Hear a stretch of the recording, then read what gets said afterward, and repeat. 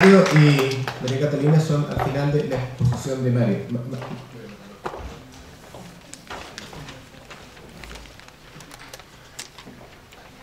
Dejo con ustedes a Mario Ibar, que es abogado de la Universidad de Chile, Master in Competition Law University College of London y jefe de estudios de la Fiscalía Nacional Económica. Jefe de fusiones y estudios. ¿Aló? Ahí sí. A ver, propiedad intelectual y libre competencia, ¿cómo lograr que la primera sea compatible con la segunda? De eso se trata mi presentación.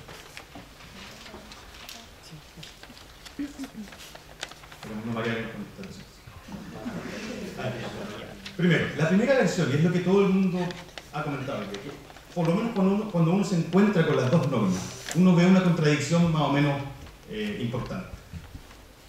Yo trabajo en libre competencia en la Fiscalía Nacional Económica y mi trabajo consiste en remover barreras de entrada, evitar que las empresas consoliden posiciones monopólicas, en el fondo para que exista competencia y no se cobren precios altos. Esa es la regla final del día. Cuando yo concedo una patente o algún derecho de propiedad intelectual, lo que estoy haciendo es básicamente lo contrario. Estoy generando una exclusividad, estoy generando un derecho a cobrar un poquito más caro por lo menos. Estoy a veces incluso generando poder de mercado. Entonces, chuta, ¿cómo es posible que estas dos cosas coexistan? Vamos primero a una aclaración. Marcos tiene razón de que las patentes por lo general no conceden poder de mercado. Ahora, por lo general, hay excepciones y hay una discrepancia. A ver, imaginemos lo siguiente. Las patentes al final se parecen mucho al derecho de propiedad.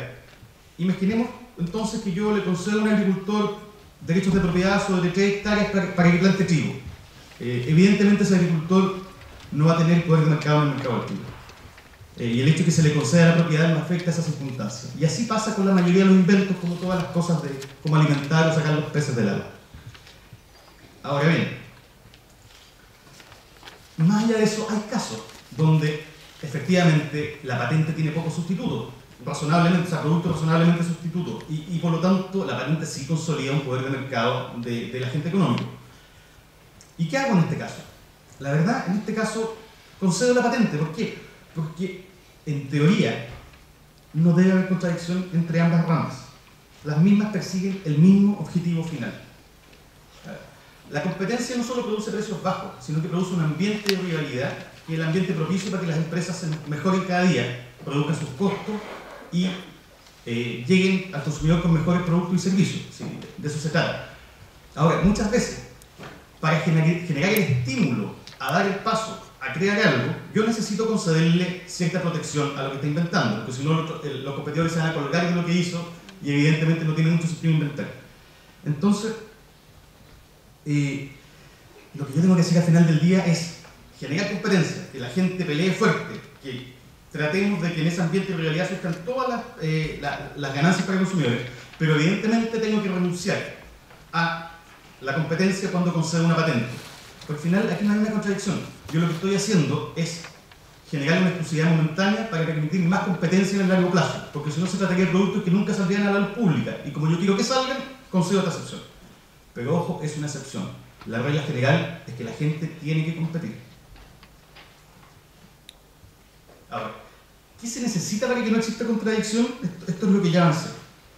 Básicamente se necesita un equilibrio entre motivar ideas nuevas y permitir el uso total de las ideas existentes, que es un poquito lo que se dedica a las dos ramas del derecho. Es un equilibrio entre creación y diseminación de las ideas, o de los inventos. Vamos entonces.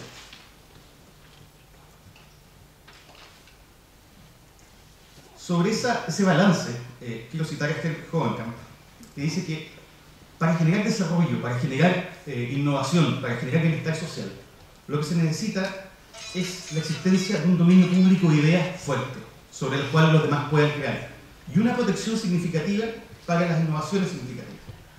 Eso es lo que venía diciendo. Después, cito al juez Kosinski, que dice que la sobreprotección de la propiedad intelectual es tan dañina como la no protección de la misma, ¿ya? Porque la creatividad es imposible sin un dominio público nutrido.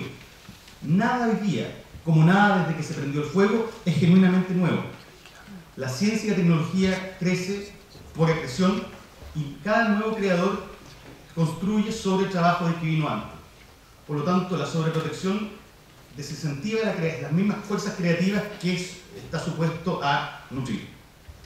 Al final del día, la ciencia es así, el método científico funciona así, con avances incrementales. Nadie crea de la nada. En el fondo, si yo quiero construir un peldaño más arriba, esto es como una pirámide, o sea, para poner un ladrillo nuevo yo me subo a los ladrillos que ya están. Y si yo doy una protección excesiva a los ladrillos que ya están, lo que estoy haciendo es frenar la creación de nuevos productos. Y eso en el fondo estoy poniendo un impuesto a la innovación.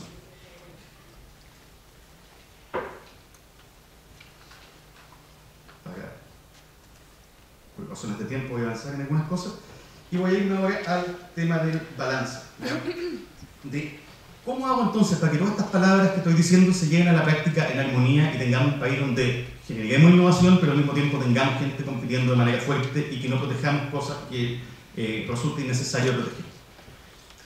La pregunta grande es ¿quién debe hacerse cargo de resguardar este equilibrio y cómo lo hace? Y la respuesta es que esto depende principalmente del marco jurídico que tengamos. ¿Ya?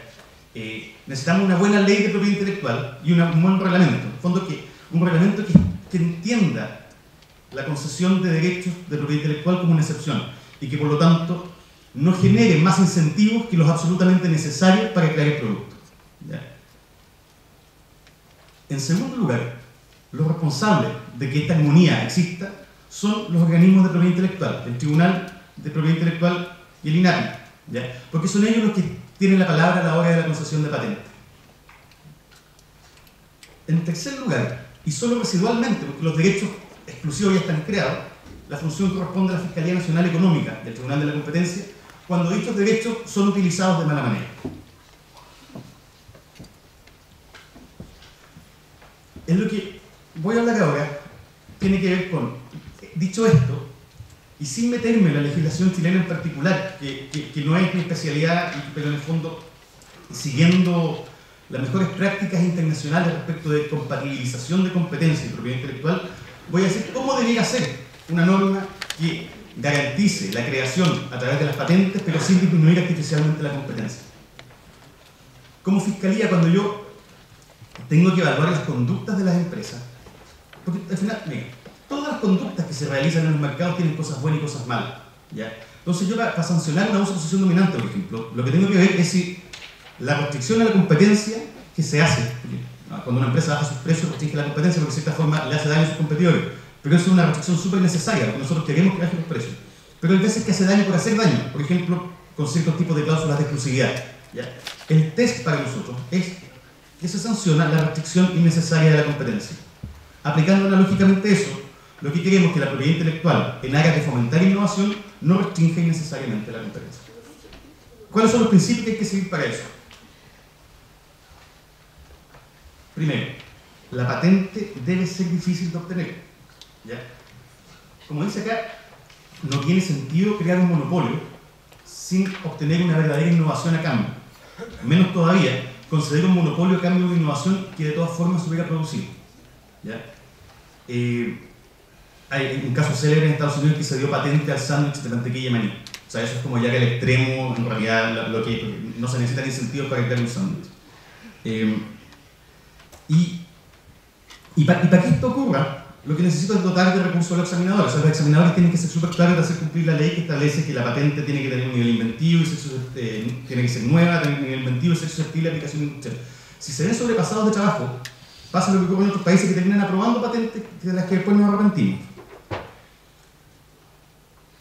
Segundo, y un poquito en línea con lo que acabo de señalar, la patente debe recaer sobre una verdadera invención, ¿ya? Tiene que tener un nivel inventivo, tiene que ser algo que hay un esfuerzo de creación. Y aquí quiero referirme un poquito a los métodos de negocio, que en Chile no son patentables por aplicación del artículo 37, pero que en el resto del mundo la verdad está generando un gran problema y un gran conflicto con competencia. Método de negocio en el fondo es Amazon, que patentó el one click, que uno pueda comprar sin tener que ingresar los datos con un solo toque de botón. Uno se pregunta hasta dónde está el invento, cuál es el nivel inventivo, pero uno sí ve freno a la competencia, porque cualquier otro competidor que quisiera hacer lo mismo hoy día no puede porque hay una patente que impide vender con un solo toque de botón. Se ha llegado al extremo que se han patentado no sé, la forma de exhibición de los zapatos en una caja, la forma de cerrar una pizza para que no pierda el calor, y lo grave de eso es que el competidor después no puede cerrar la pizza con un parchecito. Entonces, es como el caso que contabas tú. Entonces hay que tener cuidado con los métodos de negocio. Además que, siguiendo, me quedo con un voto minoritario en el caso Bilski del juez Stevens de la Corte Suprema Norteamericana, que dice, ¿sabe qué? Yo no veo una relación entre patentabilidad, existencia patente y la invención en el mundo de los negocios. En general los negocios tienen otro beneficio, que es agarrar a los consumidores primero, ganar clientes, posicionar liderazgo, pero no necesita una protección adicional por 20 más años respecto a un invento. Entonces, me parece una buena noticia que en Chile no tengamos la posibilidad de patentar métodos de negocio, que en general genera mucho más perjuicio a la competencia que incentivos a desarrollar productos. En tercer lugar, la patente tiene que ser conocida y tener límites definidos. Y en ese sentido, la reivindicación de la que hablaba Marco recientemente tiene que estar súper clara y detallada. A ver, yo dije, no tiene ningún problema que un agricultor tenga su predio, en la medida que hay otra gente que tiene trigos distintos, pero que al final hay competencia. Pero ¿qué pasa cuando ese agricultor no pone cerca y por el contrario, incentiva que la gente entre a su predio para después cobrarle una multa? ¿Ya? ¿O qué pasa cuando ese agricultor empieza a comprar los terrenos del lado y no queda muy claro por dónde yo paso para poder llegar al camino principal? Eso es lo que ocurre con los enjambres de patentes, eso es lo que ocurre con las patentes submarinas, eso es lo que ocurre con el evergreening. Tiene que haber gente que se pueda oponer o que el día de mañana pueda anularla. Y ahí me parece curioso que en Chile exista prescripción de la acción de nulidad, porque eso implicaría una suerte. Es como una analogía con la propiedad corporal que en lo personal tampoco le veo mucho sentido. Pero lo relevante es que tiene que haber gente oponiéndose, gente fiscalizando, y tiene que haber, a ver, si no hay una industria, porque en los medicamentos no hay problema, porque hay dos bloques, los genéricos y los demás, que por lo tanto unos se oponen a los de otros todo el tiempo. Pero ¿qué pasa en industrias donde no existen dos grupos fuertes de poder? En ese caso no estamos arriesgando que se estén patentando cosas que nadie se está poniendo, y el día de mañana podemos tener problemas graves cuando queramos usar y nos damos cuenta que ya no están en el dominio público. Para cerrar, ¿cuánto me queda? Poco. No voy a entrar en la segunda, porque había dividido la exposición en dos partes, en el fondo como las guías generales de cómo tiene que ser una ley de propiedad industrial e intelectual para no restringir la competencia, y la segunda parte de cuándo la Fiscalía ve los casos de propiedad intelectual. 3 minutos. Pero más o menos parecido a lo que... ¿Cuánto? 3 minutos. Ya, no, entonces no entro en la segunda parte, pero es bien parecido a lo que dijo Caterina. Entonces, cierro con esto. Los autores que más han hablado de, o sea, que más han escrito sobre el tema de la intersección entre propiedad intelectual y libre competencia, dicen que en general a nivel mundial existen otros 3 problemas de la propiedad intelectual. Primero, que no existe la excusa de que yo soy infractor inocente. O sea, si yo llego al mismo invento que el otro, me van a sancionar, más allá de que yo no tengo posibilidad de probar que yo no quise copiar y que yo desarrollé esto solo y fue una mera coincidencia. Segundo, bueno, tercero, voy a explicar tercero antes, que tampoco se hace diferenciación según mercado, y hay mercados que son mucho más intensivos en recursos para generar la innovación y por lo tanto necesitan más protección que otros. O sea, ciertamente un medicamento requiere más protección que un software. Y por último, la necesidad de acreditar el daño. A mí, que vengo del mundo de la libre competencia, me sorprende que se pueda sancionar a alguien por infringir una patente sin necesidad de demostrar cómo esa infracción afecta pecuniariamente al dueño de la patente. Si en libre competencia una empresa demanda perjuicios civiles a otra porque generó contratos de exclusividad y que como consecuencia de ello tuvo que salir del mercado, no basta. Tiene que probar que efectivamente salió del mercado por culpa de esos contratos de exclusividad y que no logró entrar a pesar de haber sido un actor eficiente. Tiene que demostrar que no salió por culpa propia. Tiene que demostrar que es una empresa viable de no ser por la conducta constitutiva de uso de posición dominante. Pero en el caso de la propiedad intelectual no parece necesario acreditar esos daños, se dan por sentados. Y llegamos al extremo de que, por ejemplo, el autor del Enigma Sagrado, el libro en el que se basa el Código Da Vinci, lo demanda por infracciones a las normas de propiedad intelectual, diciendo, bueno, se apoyó en mis ideas para hacer su libro, es como una copia del mío, pero más, con más acción. Pero ¿dónde está el daño? Si algo logró el Código Da Vinci respecto al Enigma Sagrado, es que vendiera el doble de copias que las que había vendido antes. Entonces al final no son sustitutos, son complementos, y yo no veo por qué entonces una norma de creación, de estímulo a la invención, tendría que establecer perjuicio en ese caso. Lo mismo pasa con, no sé, ¿sí?, un artículo de marca que se vende en la calle. Yo no creo que esté dañando que la gente que compra esa cartera en la calle, si no lo hubiera comprado en Alonso Córdoba, ¿ya? Entonces, siento que falta meter el tema del daño en materia de propiedad intelectual. Cierro con dos comentarios que vienen a ratificar lo que estoy diciendo. Posner, que es una persona bastante conservadora, señala que en el sentido general él cree que la protección de patentes es absolutamente excesiva en estos minutos y requiere cierta reforma. Hovenkamp dice algo muy interesante. Dice: el derecho de la competencia en los años 60 era un derecho que no cumplía su rol de proteger a los consumidores, ¿ya? Era un derecho que protegía a la empresa débil, necesaria, que a veces incluso a la empresa que se había quedado atrás, que no era capaz de ser eficiente, y que ocupaba este recurso para ponerse a las empresas más eficientes, que estaban ganando escala, que estaban cobrando más barato. Entonces las denuncias de precios predatorios venían todos los días para evitar agresividad. Y cuando había una fusión entre 8 y quedaban 7, también se prohibía, porque efectivamente eso podía dañar el negocio chico. El derecho a la competencia evolucionó, ya no para proteger al negocio chico, sino que para proteger a los consumidores. Y entonces, en la medida que haya contradicción, yo prefiero, y no voy a sancionar conductas que beneficien a los consumidores como los precios bajos. Entonces lo que dice Hovenkamp, y que intuitivamente es bien razonable, es que el mundo de la propiedad intelectual también debería avanzar desde una protección de intereses creados de los incumbentes hacia un estímulo estrictamente necesario para generar innovación y proteger a los consumidores. En la medida que hagamos eso, habrá compatibilidad entre libre competencia y propiedad intelectual. Muchas gracias.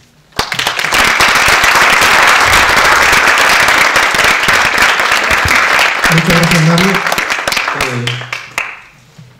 Ahora nos quedan 5 a 7 minutos para intercambiar opiniones que surgen a partir de esta